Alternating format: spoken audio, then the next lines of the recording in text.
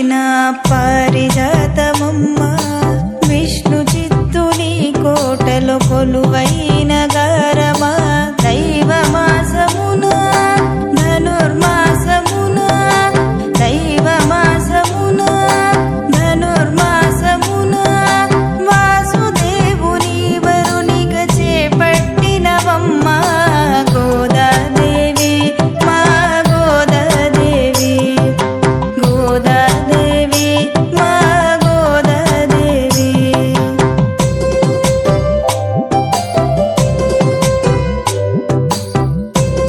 ముందుగా వేదికను అలంకరించిన మా శ్రీకృష్ణ స్వామీజీ గారికి నా పాదాభివందనములు. నాకు ఎంతో సుపరిచితులైన సదాశివ గారికి కూడా నా నమస్కారములు.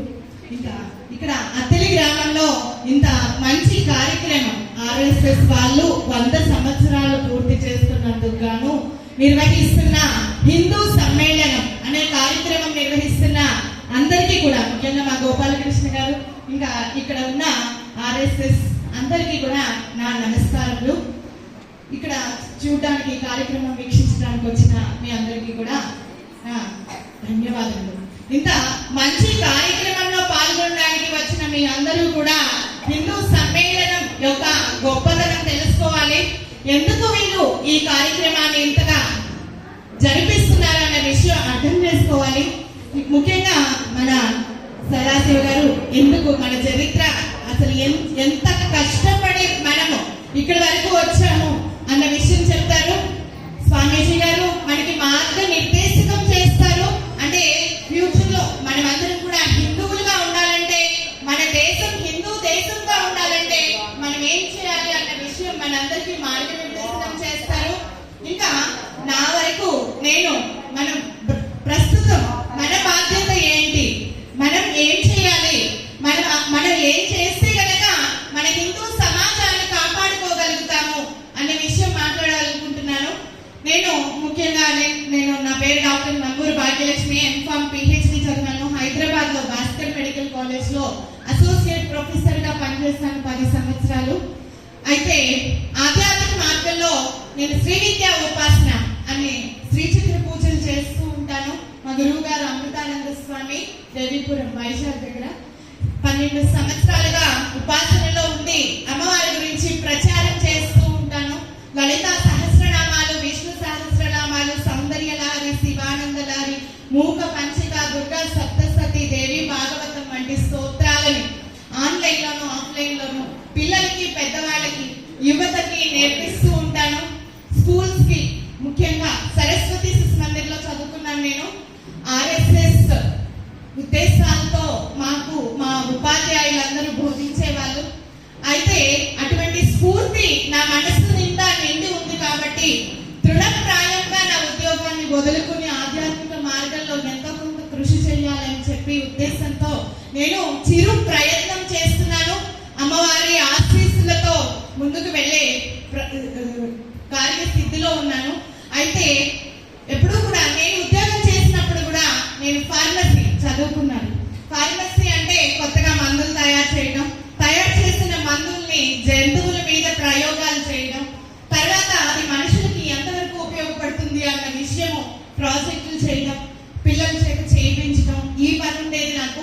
అప్పుడు కూడా ఇదే పనిలో ఉండేదాన్ని నేను. అంటే ఎందుకు మనకి ఇన్ని రోగాలు వస్తున్నాయి అని. ఎందుకంటే చిన్నతనంలో 14 సంవత్సరాల వయసులో నా తండ్రిని కోల్పోయాను. అంటే ఏదో అకస్మాత్తుగా ఏదో ఒంట్లో బాగోక. అయితే అప్పటి నుంచి ఒక తృష్ణ, ఎందుకు మనకి జబ్బులు వస్తున్నాయి అన్నది.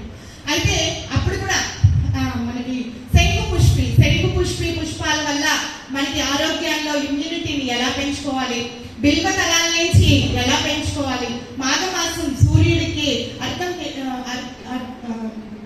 స్నానం చేసినప్పుడు తల మీద జిల్లేడు పువ్వులు ఎందుకు పెట్టుకుంటాం, జిల్లేడాకులు ఎందుకు పెట్టుకుంటాం, ఇది మన ఇమ్యూనిటీని ఎలా బూస్ట్ చేస్తుంది, ఇదే పనిలో ఉండేదాన్ని. ఇలాగనే రివ్యూ పేపర్స్ రిలీజ్ చేస్తూ ఉండేదాన్ని. అయితే ఒకసారి నాకు అనిపించింది ఎన్నో జబ్బులు వస్తున్నాయి అన్న ఉద్దేశంతో నేను పిహెచ్డిలో ప్రాజెక్ట్ మనకున్న జిల్లేడు ఆకులు, తెల్ల జిల్లేడు పువ్వులతో ఎందుకు మన తల మీద పెట్టుకోమంటున్నారు చేయమంటున్నారు, మాఘమాసంలో స్నానం చేయమంటున్నారు అని ప్రాజెక్ట్ చేయటం జరిగింది, సబ్మిట్ చేయడం జరిగింది. దాంతోనే నేను డాక్టరేట్ అందుకున్నాను. అయితే దాంట్లో నేను చూసిన విషయం ఏంటంటే అది మన ఇమ్యూనిటీని పెంచుతుంది. మనకు వచ్చే జబ్బు ఏదన్నా కానివ్వండి, హార్ట్ వల్ల రానివ్వండి, లేకపోతే లంగ్స్ వల్ల రానివ్వండి, లేకపోతే తిండి బాగోపోవడం వల్ల రానివ్వండి. మొన్న ఒక ఆయన గురించి చదివా, 35 సంవత్సరాల ఒక ఎటువంటి అలవాట్లు లేని ఒక ఆయన సడన్ గా 3 days కడుపు నొప్పి వచ్చి చనిపోవటం జరిగింది. ఏంటి అని చెప్పి ఆ శరీరం మీద కనుక పరిశోధన చేస్తే డిస్పోజల్ ప్యాకెట్స్ లో ఉన్న టీ తాగడం, ప్రతిరోజును డిస్పోజల్ ప్యాకెట్స్ లో కర్రీ పాయింట్స్ నుంచి కర్రీ తీసుకొచ్చి తినడం ఆయన లైఫ్ స్టైల్ అంట. దాని వలన ఆయనకి అటువంటి అకాల మరణం సంభవించింది అని చెప్పి చెప్తున్నారు డాక్టర్లు. అలాంటివి చాలా ఉన్నాయి. అయితే నేను చెప్పేది ఏంటంటే మన శరీరంలో ఇమ్యూనిటీని పెంచుకుంటే ఏ జబ్బు నుంచైనా మనం కాపాడుకోవచ్చు. అసలు మన జబ్బుకి కారణం ఏంటో తెలుసుకుంటే అదే మందు అని నా చదువు ప్రకారంగా నేను చేస్తే, ఇప్పుడు ఆధ్యాత్మిక మార్గంలోకి వచ్చాక కూడా అదే పని, అదే రివ్యూ, అదే రీసెర్చ్ చేస్తున్నాను. అంటే మనకి రకరకాల దిశల నుండి మన పిల్లలకి, ముఖ్యంగా యువతకి చాలా ముప్పు ఉంది. ఒకవైపు నుంచి ఒకళ్ళు తెల్ల బట్టలు వేసుకొచ్చి నల్ల పుస్తకాలు తీసుకొచ్చి మన పిల్లల్ని మార్చాలని చూస్తారు. ఇంకొక వైపు నుంచి నల్ల బట్టలు వేసుకొచ్చి మన పిల్లలతో స్నేహితులుగా మెలుగుతూ ఏవో జిహాదులు చేస్తూ ఉంటారు. ఇంకొక వైపు నుంచి నేను శివుడు కాదు, ఆ శివుడు పైన శంకరుడు ఉన్నాడు, ఆ పైన ఎర్ర లైట్ ఉందో పచ్చ లైట్ ఉందో ఆ లైట్ను ధ్యానం చేయాలి అని చెప్పి మన పిల్లల్ని మార్చాలని చూస్తారు. ఇంకొక వైపు నుంచి మీ ఇల్లు కాదు, మా క్షేత్రానికి వచ్చేయండి, మీ ఇంట్లో మీకు ఏమైనా ఆస్తులు ఉంటే పట్టుకుని వచ్చేయండి, ఇక్కడ మనం అందరం కలిసి సేవ చేద్దాం అని చెప్పి పిల్లల్ని తీసుకెళ్లే వాళ్ళు ఉంటారు. కొంతమంది ఉపాధ్యాయులే పిల్లలకి లేనిపోని, అంటే ఎక్కడ మన పిల్లలు దొరుకుతారో అక్కడ మార్చేయాలని ప్రయత్నాలు, రకరకాల ప్రయత్నాలు. ఎట్టి చూసినా ముప్పే. మన ఆడపిల్ల ఆటో ఎక్కితే కూడా దిగే వరకు ఆటో డ్రైవర్ ఏం చేస్తాడు అని భయం. ఒక పబ్కో లేకపోతే పార్టీకో లేకపోతే ఎక్స్కర్షన్కో ఎక్కడికి వెళ్తే అక్కడ ముప్పు, ఎక్కడ చదువుకోవడానికి వేరే ప్లేస్కి పంపిస్తే అక్కడ ముప్పు, లేకపోతే అత్తగారింటికి పంపిస్తే అక్కడేం జరుగుతుందో తెలీదు. అయితే నేను అనుకున్నది ఏంటంటే, నా చదువులో నేను ఎలా ఇమ్యూన్ సిస్టాన్ని డెవలప్ చేసుకుంటే ఏ జబ్బు రాదు అని అనుకున్నానో, అలాగే మనకు కూడా చిన్నప్పటి నుంచి, వాళ్ళ కడుపులో ఉన్నప్పటి నుంచి కూడా వాళ్ళకి దైవభక్తి, దేశభక్తి నింపితే ఎవరు ఏ విషయాలు నింపకుండా ఉంటారు. అయితే ఒక పాలు గ్లాసు ఉందనుకోండి, పాల గ్లాసు కుళాయి కింద పెట్టామనుకోండి, అది పాలల్లా నీళ్ళు అవ్వడానికి టైం పడుతుంది. అంటే దారి పడుతూ ఉంటుంది, కొన్ని పాలు పైకి పొర్లిపోతూ ఉంటాయి, మళ్ళీ నీళ్ళతో నింపడానికి టైం పడుతుంది. అదే అది ఖాళీ గ్లాస్ అనుకోండి, ఇమీడియట్ గా ఇలా నీళ్లు పడంగానే నిండిపోతుంది. అలా మన పిల్లల్ని, మనసుల్ని ఖాళీగా ఉంచకూడదు అనేది నా ఉద్దేశం. కడుపులో ఉన్నప్పటి నుంచి వాళ్ళు ఎప్పుడు అడుగుతారు, చాలా మంది అడుగుతారు, ఎప్పటి నుంచి అండి భక్తి నేర్పాలి అని. అయితే ఎప్పుడు భక్తి నేర్పినా బాగే. చంటి పిల్లలప్పుడు చెప్పామనుకోండి, ఇప్పుడేంటి ట్వింకిల్ ట్వింకిల్ లిటిల్ స్టార్ చెప్పాలి కాదే అంటారు. కొంచెం పెద్దగా చెప్పామనుకోండి, వాళ్ళకి ఏం తెలుసండి మీకు చెప్తున్నారు కానీ అంటారు.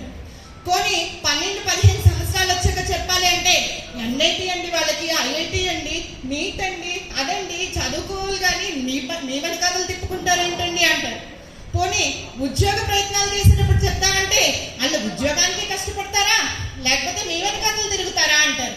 పోనీ పెళ్ళయ్యాక చెప్తాను, కొత్తగా పెళ్ళయిందండి, అత్తగారికి, మామగారికి, పిల్లలకి, మొగుడికి అందరికీ అలవాటు పడాలి కదా, మీ గోల ఏంటి అంటారు. నన్ను నన్నేనమ్మా, అందరు నన్నే అంటారు.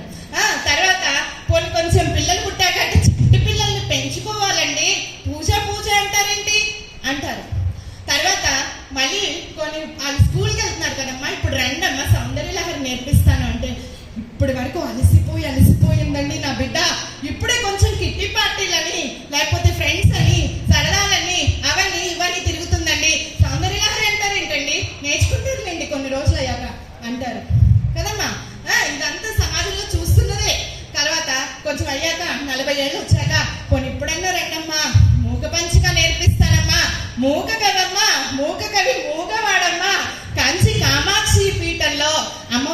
కూర్చుంటే ఎవరికో ఇవ్వబోయిన తాంబూలం ఈయన తినేస్తే ఒక్కసారిగా 500 శ్లోకాలు పలికాడమ్మా. అమ్మ నవ్వు గురించి 100 శ్లోకాలు చెప్పాడు, అమ్మ పాదాల గురించి 100 శ్లోకాలు చెప్పాడు, అమ్మ కరుణ గురించి 100 శ్లోకాలు చెప్పాడు, అమ్మ గురించి స్వామి గురించి 100 శ్లోకాలు చెప్పాడు. నేర్పుతానమ్మా రెండమ్మా మూక పంచసతి అంటే మాకు టైం లేదు. మేము మా పిల్లలకి సంబంధాలు చూడాలి, పెళ్లిళ్ళు చేయాలి.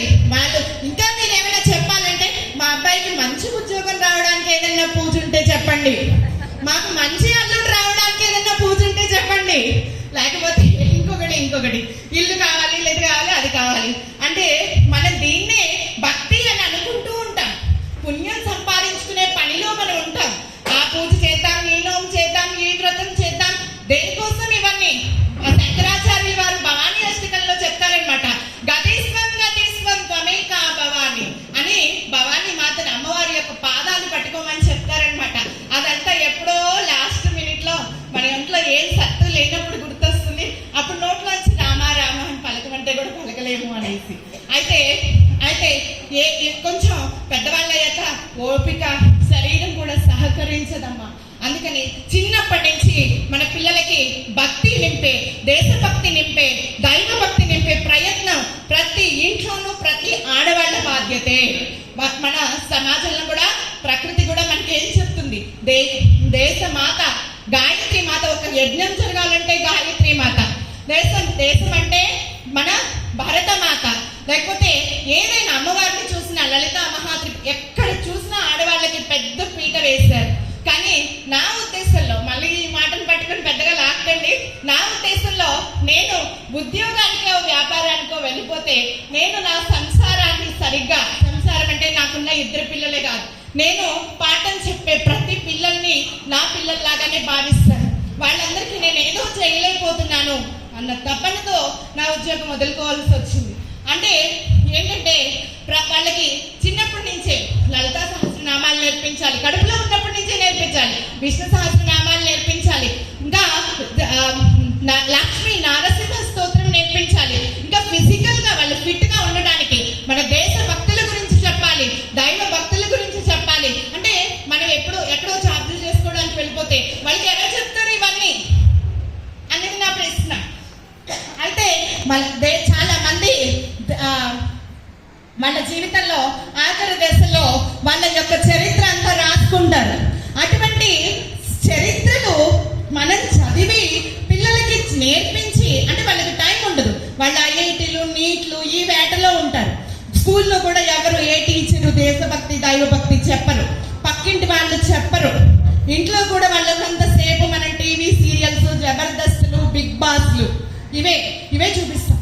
అయితే వాళ్ళకి మంచి విషయాలు బోధించవలసిన, మంచి విషయాలు వాళ్ళ స్వీయ చరిత్రలు చదివి పిల్లలకి ఎక్స్ప్లెయిన్ చేయాల్సిన బాధ్యత మన మీదే ఉంది, ఆడవాళ్ళ మీదే ఉంది. కాబట్టి ఎప్పుడైనా అవకాశం కుదిరినప్పుడు అమ్మా రామాయణంలో ఇలా జరిగింది, భారతంలో ఇలా జరిగింది, భగవద్గీతలో కృష్ణుడు ఇలా చెప్పాడు, పోనీ అప్పుడు చరిత్రలు వదిలిపెట్టినా ఇప్పుడు ఏం జరుగుతుంది? అమ్మా టంగుటూరి ప్రకాశం పంతులు గారు చాలా మంది పిల్లలకి మనకి పేదరికం వల్లే మనం ఇంత సరిగ్గా చదువుకోవట్లేదు అంటే మనసులో ఉంటుందన్నమాట. నేను కనుక ఫైనాన్షియల్ గా ఫిట్ గా ఉంటే నేను బాగా చదివేసేవాడిని అన్న ఒక అపోహ ఉంటుంది, పిల్లలు కదా పాపం. కాబట్టి వాళ్ళకి చరిత్రలు చెప్పాలి. అమ్మ టంగుటూరి ప్రకాశం పంతులు గారమ్మ బారిస్టర్ చదివారు, మీరు పేద, వాళ్ళ అమ్మగారు 3 రూపాయల ఫీజు కట్టలేకపోయారు, ఎవరినో అడిగినా సరే ఇవ్వకపోతే ఆవిడ తన పట్టు చీర అమ్మి చదివించింది. బారిస్టర్ చదివి మన దేశానికి ముఖ్యమంత్రి అయ్యారమ్మా అని టంగుటూరి ప్రకాశం పంతులు గారి గురించి చెప్పాలి. అబ్దుల్ కలాం గారి గురించి చెప్పాలి. 2వ ప్రపంచ యుద్ధంలో ధాన్యం అంటే గోధుమలు తినేవాళ్ళు, గోధుమలు లేక వాళ్ళ అమ్మగారు తినడానికి కూడా లేకుండా ఆవిడ తిండి రొట్టెలు కూడా పిల్లాడికి పెట్టి పెంచిన అబ్దుల్ కలాం గారి గురించి చెప్పాలి. ఆయన రాసుకున్నారు మెన్స్ ఆఫ్ ఫైర్, లేకపోతే ద డే ఆఫ్ జడ్జిమెంట్. ఆయన ఒక పుస్తకం రాసుకున్నారు ఆయన చరిత్ర గురించి. అది చదవాలి తల్లులు, పిల్లలకి చెప్పాలి. అంతేకాదు లోరి దత్తాత్రేయ స్వామి, ఆయన ఒక డాక్టర్, క్యాన్సర్ స్పెషలిస్ట్. నీలం సంజీవరెడ్డి గారికి, మన రాష్ట్రపతి నీలం సంజీవరెడ్డి గారికి క్యాన్సర్ ట్రీట్మెంట్ చేశారు ఆయన.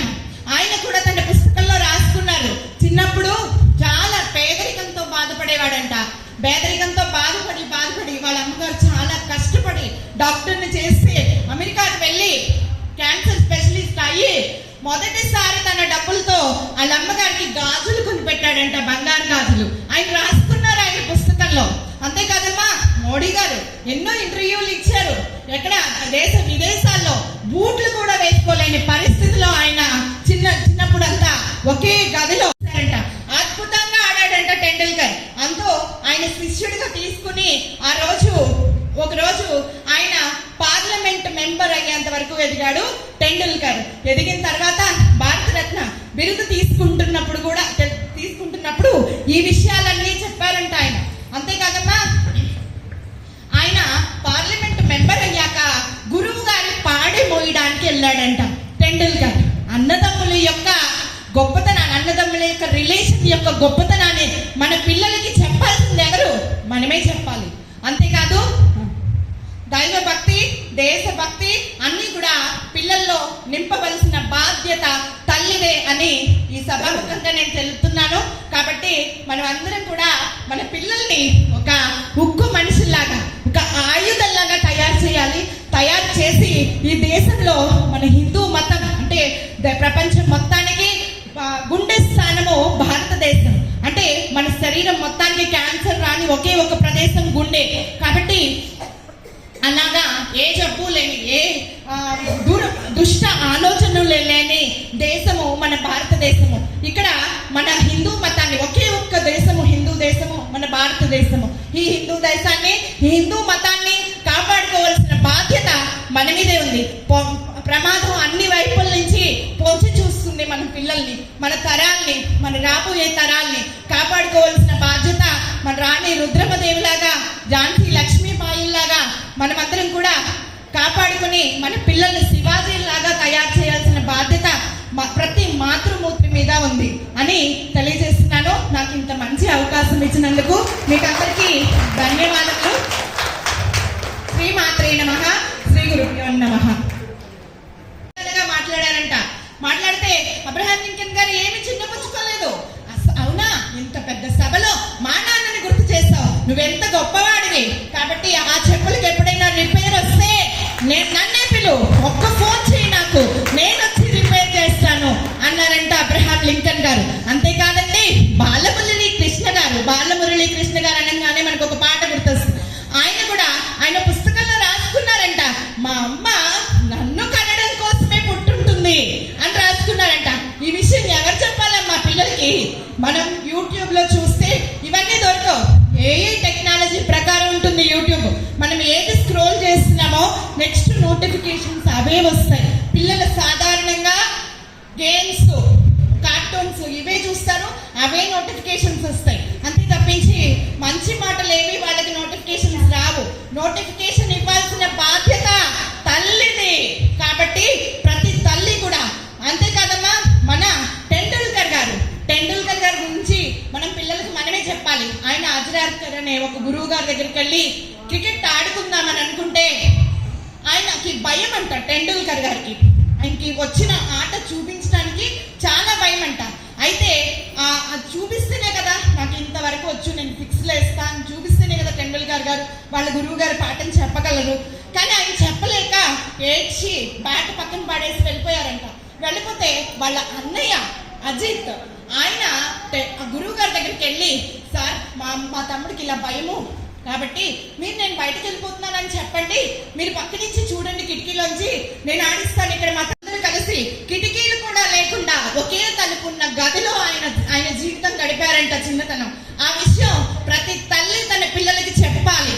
అంతే కదమ్మా, మన నారా చంద్రబాబు నాయుడు గారు అమ్మకు జై జై, నాన్నకు జై జై, గురువుకు జై జై అనే అద్భుతమైన పుస్తకం రాశారు. ఆ పుస్తకం ఏ స్కూల్లోనూ చెప్పరమ్మా, మనమే చెప్పాలి మన పిల్లలకి. అవునా కదా? అంతే కదమ్మా, అబ్రహాం లింకన్ గారు అమెరికా అధ్యక్షుడు. ఆయన అధ్యక్షులైన సభలో తను మాట్లాడుతూ ఉండగా ఒక ఎవరు అబ్రహాం లింకన్ గారి యొక్క గొప్పతనాన్ని మెచ్చుకోలేని ఆయన వచ్చి అబ్రహాం లింకన్ గారిని చిన్నపుచ్చాలన్న ఉద్దేశంతో, స్వామి నేను వేసుకున్నాను తరతరాల భారతీయ తాపసులది మార్గం, ఆత్మలో నివేదనం, అమ్మకు నీరాజనం, సంఘటనం ఒక యజ్ఞం,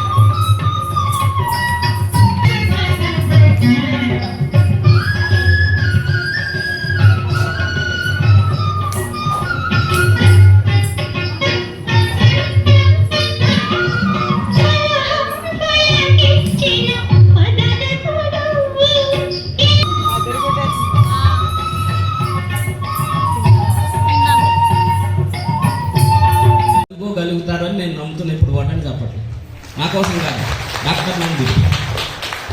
డాక్టర్ నంబూరి. సరే, ఊపిరి ఇక్కడిక్కడే ఆడుతోంది అనుకోండి, మనస్సు నిండా మలినాలు ఆవరించిపోతాయి.